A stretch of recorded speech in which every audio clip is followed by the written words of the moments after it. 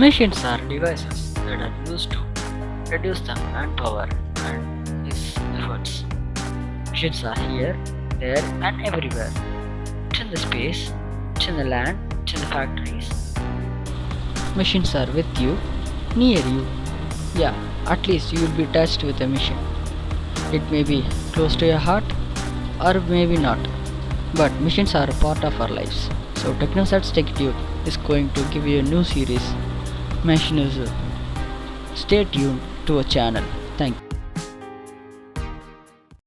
you.